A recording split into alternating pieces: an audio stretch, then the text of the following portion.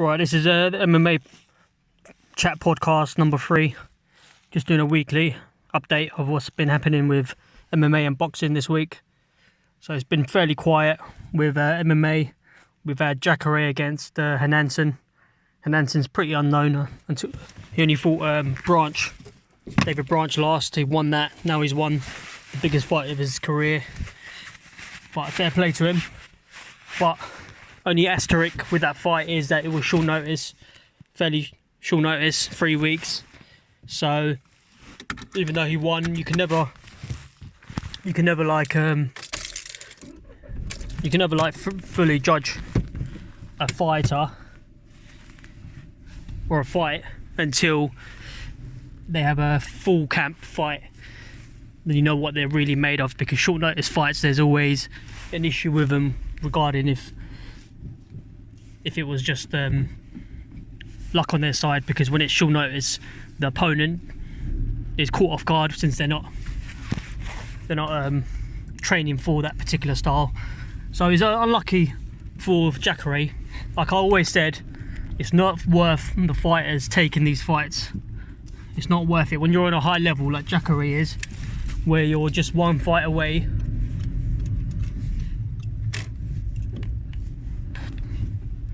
Go on. One fight away from getting a title shot, then it does not make any sense you taking an unknown fight, because now he's Jacare's like 38 now, 39. The chances of him getting a title shot are very slim, unless he takes it on short notice. So yeah, Jacare kind of messed himself up there. I don't think it's the end of Jacare. I just think he's definitely past his peak. He's not like Romero, where he still at his peak now.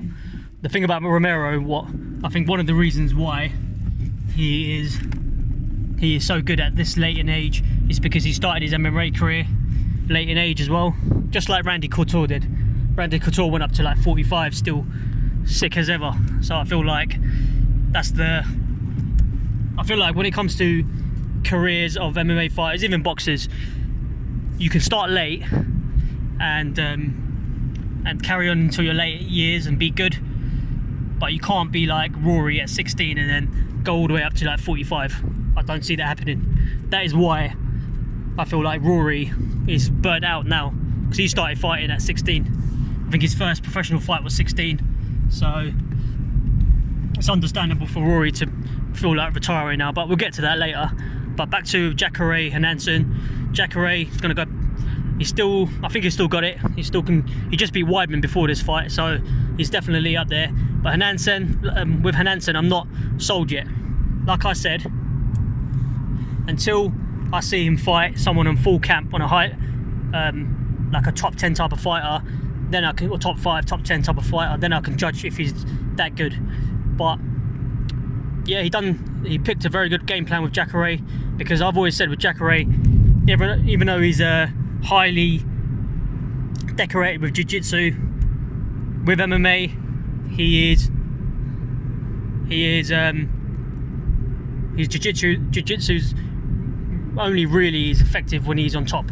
From the bottom, from his guard, he's not that dangerous, as we saw. So that's why there's fighters like Hernansson can go on Jacare's guard and not worry. He's not like a Verdum. He's not one of them type of fighters in MMA. So yeah, fair play to him. So yeah, that's a good win. Good win for Hernansson. And who else fought? It was Arlovski. He's just constantly losing. Like usually before, with MMA fighters or UFC fighters, if they lost 5 in a row, that was it. They get cut. With Arlovski, I think he's lost 6 in a row. And I think he won one after, and now he's lost again. Like he needs to. Same with BJ Penn. Both of them just need to call it quits or go to Bellator, because I think a Bellator will be a good fit for Arlovski, since there's other older fighters he can fight. Like he can fight Fedor, rematch with that. That'll be a good fun fight. He can fight Barnett. I don't know if they've ever fought before. Barnett will be a good fight. Frank Mir, I think they've fought before. I'm pretty sure Arlovski won that. I can't remember. but there's a good few fights he can have in Bellator, so I feel like that'll be a good fit for him. Same with BJ. I think he should just go somewhere like Rising or somewhere like that, where he can fight nobodies and just get his wins. Like these type of fighters, they will not retire. They will just carry on fighting until they're like 50. So I feel like if that's going to be the case, you can't stop them from fighting, but don't give them top talent. Don't give them young guns. Don't give them fights that they can win. Like, that's the least you can do for legends like that. But yeah, that's what happened with Arlovski fight, and then the little pit bull John Lineker, he lost, but he's still a dangerous fighter. He's one scary fighter to fight, but once you don't play into his game, you stay on the outside, point fight him and take him down and so on, he can be beaten. But yeah, that's a good win for his opponent. And apart from that, it was pretty much it. What's his name? The NFL guy, Greg Hardy. He won against the opponent that he fought. I don't know how, like Dana White said, I don't know how he got his wins in the past or where he came from, but he looked like he never belonged there at all. He literally just gave up. He literally just cowered down, got down on his knees and just took his beating. Didn't do anything. It's like he was scared in there. Like, it was I'd be very surprised if he gets another fight in the UFC ever again, or anytime soon, that is. So yeah, apart from that, yeah, it's pretty low level type of fight card with the UFC. And with boxing, it was Daniel Dubois fought.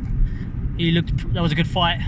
He had a bit of a challenge on his hand, but in terms of the talent that's up and coming in heavyweight boxing, I would say Daniel Dubois is the next.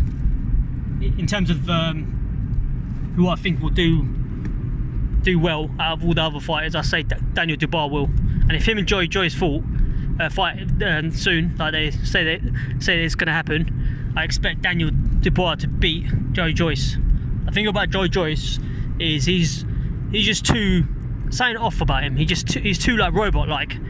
He arm punches, it seems like. He's not smooth. Like, he's got some power in that, Joey Joyce, but I feel like maybe because Joyce started MMA later on in life, that's probably why he's just seems a bit awkward. But yeah, definitely pick Daniel to win that. He's one to watch. So yeah, it's pretty much quiet week in terms of MMA and boxing. Like, not much been happening really at all. There's a few fights happening next week, I think, or the week after. Canelo against Jacobs will be a tough fight. I'm hoping Jacobs wins it. I think it's going to be a very close fight, and if it's very close, just like the judges gave it to Canelo with the Triple G fight, I expect the same with Canelo. He's a cash cow. They want him to win, keep the money coming in, but I kind of want Jacobs to win just because of all the dodgy judges in the past, how they awarded him the fight with Triple G. Nothing against Canelo, it's not his fault, but I would like that to happen, because if Jacobs wins, we're more likely to see Triple G against Jacobs. I don't know, it doesn't make no sense. Triple G's opponent, the opponent he's fighting, that doesn't make no sense. That fighter is a nobody and he's fighting him. Makes zero sense whatsoever. So yeah, literally he's fighting a can. And he's technically, like, even though he technically lost on the cards, really Triple G won that fight, his last fight, so he should be fighting a high level fighter.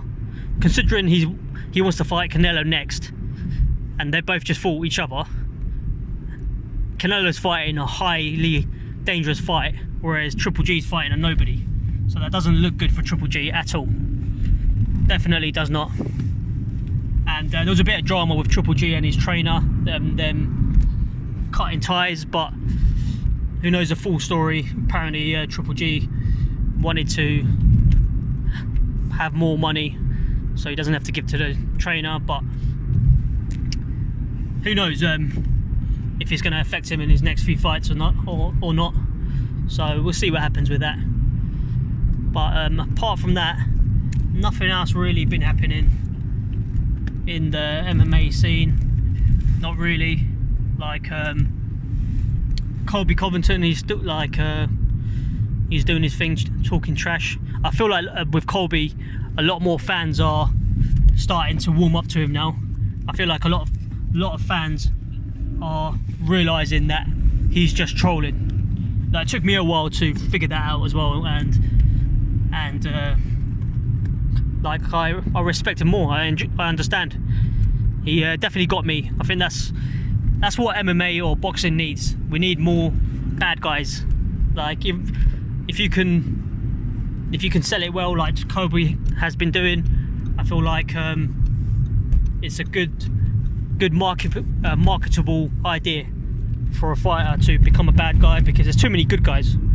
Pretty much 99% of the characters, if you want to call it that, in MMA are good guys. So it makes sense to have some bad guys in there. Like at the moment in the UFC or MMA, only bad guys are Colby, Askren, McGregor. That's pretty much it in terms of the top scene. It's pretty much it. So I think not all fighters can do it though. You can't if you got the gift of the gab like Colby does, then yeah, go for it. It's all about making money at the end of the day. That's what these fighters don't realise, or maybe they do realise, but they're just playing into it as well. But a lot of fighters don't, like Kamaru. He's getting all worked up and saying this, saying that, and other fighters like Woodley as well. When the Colby talk was happening, they need to realise, like, if you, as a fighter who's a good guy, conceived as a good guy and a fighter, across the fans, they need a nemesis. They need a bad guy nemesis, because even though it's a sport, but at the same time, there's a lot of entertainment involved as well. In terms of, if the fighters want to make a lot of money, you need to do all this hyping up, you need to do this trash talking. And that's what I feel like a lot of fighters fail to realise. Like, a lot of fighters talk about, yeah, I want big money, I want this big purse and so on, but yet they don't want to talk trash. They don't like the trash talking. They don't like all the hype. A bit like example comes to mind is Masvidal. Like Masvidal, I think when he was on JRA podcast, he was saying, I don't like the hype, I don't like this, I don't like all this talking and that. Then he's like, yeah, I need all the money though, I need to get paid and so on. Well, you can't have your cake and eat it. It's basically, can't have one and not the other. They both go hand in hand. Money does not just appear out of thin air. And if you want to become a star, think about becoming a star. What people need to realise, or maybe people do realise, is that there's no set formula per se to become a star. Like it's not necessarily like having a good chat game, having a good hype game definitely does help, but sometimes fighters don't need that. Like if a fighter's got a country behind them, then they don't need to do that at all. Such as Joshua and GSP, both of them fighters opposite of trash talking, and they're making millions per fight. But GSP was no trash talking involved whatsoever. So, and then you got fighters like Michael Bisping. He was his chat game was not bad at all, yet he was not a star at all, really. He was not a star. So I just feel like it is a formula to a certain degree, but it's not guaranteed. So you can follow the formula, but it does not mean you'll become a star. So yeah, Colby, he's not a star. Like, if his last pay-per-view if that's how you judge it really, if they're a star or not, is from their pay-per-view numbers really. And if you look at his last pay-per-view numbers, they weren't that good considering all the trash he talked. But I feel like it's definitely more than, I would say, someone like Kamaru. So even though he's not a massive star, but he's more of a star than someone like Kamaru, who's on his same sort of level skill wise. And by the way, if those two fought, that's one hell of a fight. That'll be a hard one to pick. Both of them are very similar very similar. Both got sick cardio, both pressure fighters, both wrestling heavy. Like, yeah, both at their peak right now, both similar. Like, both very similar, very similar. That's one hell of a fight, really is. That's what I like to see, them two fight each other. And then the winner fight, probably Askren, which I expect him to win. Askren will probably beat Masvidal. Like, if Masvidal wins, Colby wins, they seem like they're up for fighting each other. I know it seems like there was some sort of rift between them. Like in the past, the way they were talking about each other, like they were best mates and boys and so on. But I feel like there seems like there's some sort of beef behind the lines, or some falling out that might have happened. You even had Masvidal's manager, Malky Kawa, gunning Colby right in front of Masvidal in Masvidal's interview with Ariel Helwani. So, fuck's sake. Oh. So,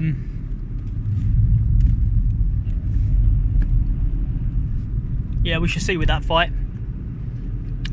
It'd be fun to have like teammates fighting teammates. Askren Woodley against Kamaru and Colby. That'd be a fun one to see who the best teammates are. It's funny that you don't get teammates. There's no such thing as boxing teammates, really. Like, yeah, that's the big difference between MMA and boxing. Is boxing has teammates, and plenty of them. Like, look at the 170 division. You got Pettis, you got Woodley, and you got Askren. Probably all three are like top 5. Top 5, if not top 5, top 10 easily. And none of the three will fight each other. They're teammates. You don't get that in boxing. Only time you get boxers who won't fight each other is because if they're brothers, like the Klitschko brothers. But I can't think of one time where they said they won't fight each other, as in teammates. But then again, I suppose there's so many divisions and so many belts that, and boxing takes so long to get fights made that even if they don't even need to say it, really, I suppose. So yeah, that's what it is with MMA. In terms of boxers, you've got to look out for Ryan Garcia, up and coming. I think what's his name, Teofimo Lopez. He's one to look out for, and Shakur Stevenson as well. That's I've already mentioned Daniel Dubois. So there's another fighter, I forgot his name though, but he looks quite promising. Black American, I think he's about 135. He looks pretty good as well. But with MMA, there's not really any fighters can think of to look out for, but except for Zabit, but he's kind of well known now. So yeah, that's what it is regarding MMA. Not really much happening with kickboxing, really. Kickboxing or Muay Thai, nothing. There's no really big news, anything like that happening at all to talk about. But yeah, that's pretty much it with MMA. I think I don't know who's fighting next week, but yeah, with boxing, yeah, it looks like it's Canelo against Jacobs to look out for.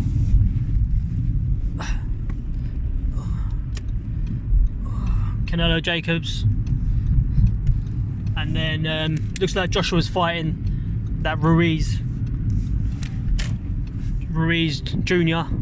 I don't think he's related to the old school boxer Ruiz. I don't think there's any relation at all. But yeah, that should be a good fight.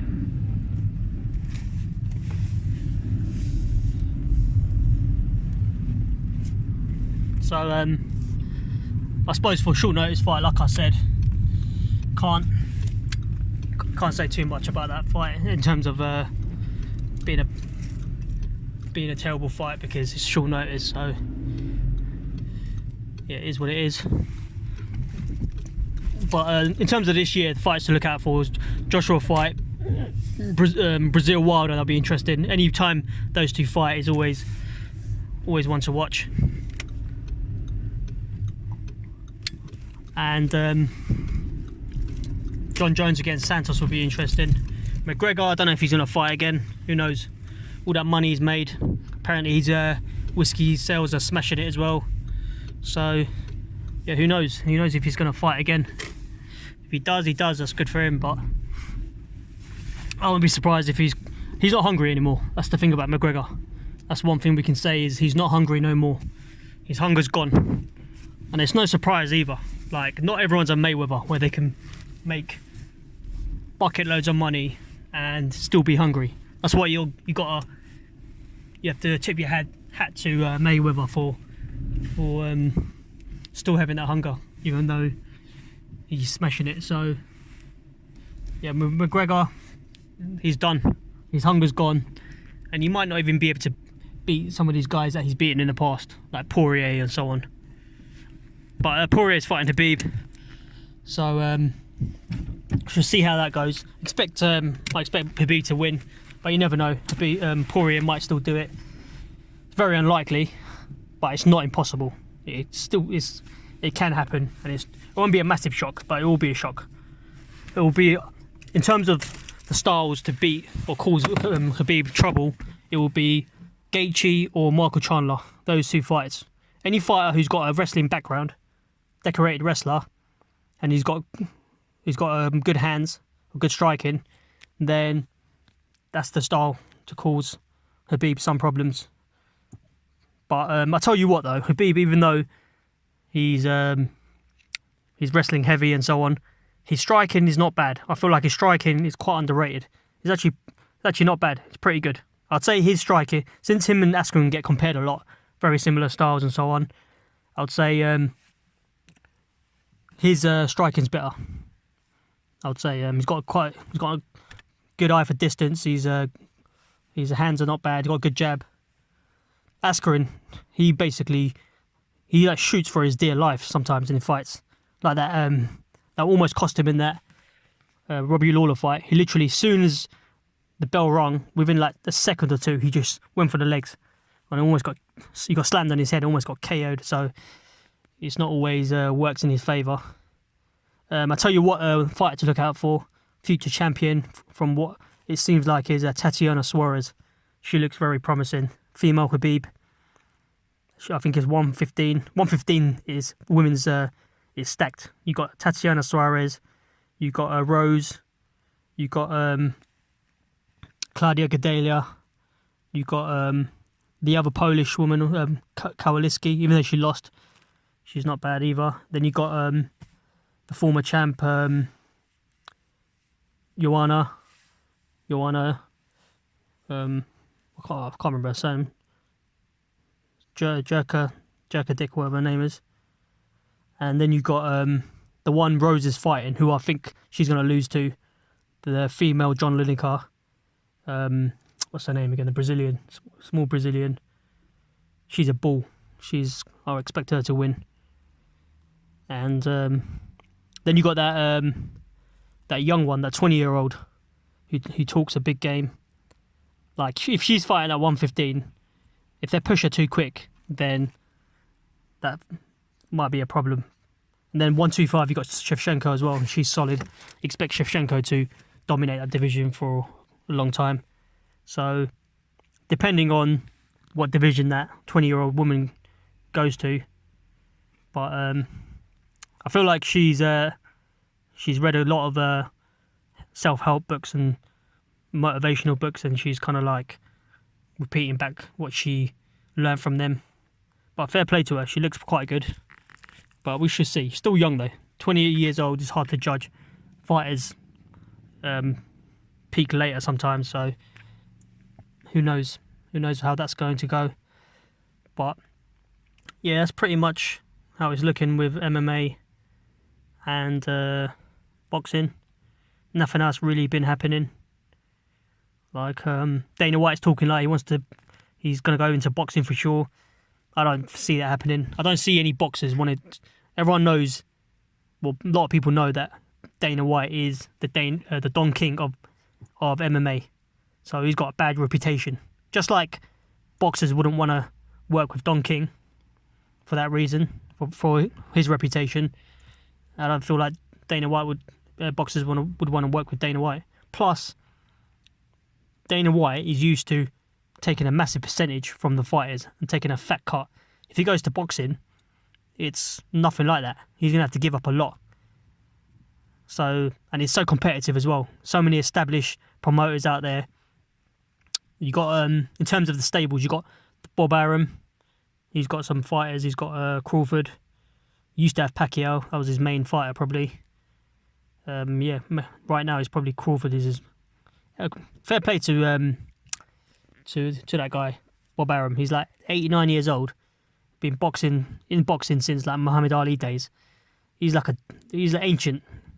He's like he's still going strong. His mind is still strong for that age. Yeah, even for whatever like he might be in boxing, whatever. But you have to give him some respect of the longevity he's been in boxing. So that's pretty cool on his part. But anyway, you got Bob Arum, top rank. Then you got the PBC guys with Ellaby, and you got Al Heyman, and that's pretty much majority of the 147 black Americans. So you got Garcia, Broner, you got Spence, you got Porter, Thurman, Mayweather when he was there, Pacquiao's there now, and I think the Charlo brothers are there as well. And yeah, they got some good fighters there. And those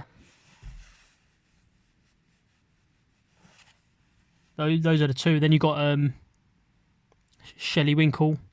He's kind of lurking around. I think his main one's Wilder, really. But yeah, that's pretty much it. And well, yeah, you got PBC, Top Rank, but they're established. And you got some other little promoters here and there. So yeah, that's what it is. But yeah, that's pretty much it. All the talk for MMA boxing. But anyway, thanks for listening.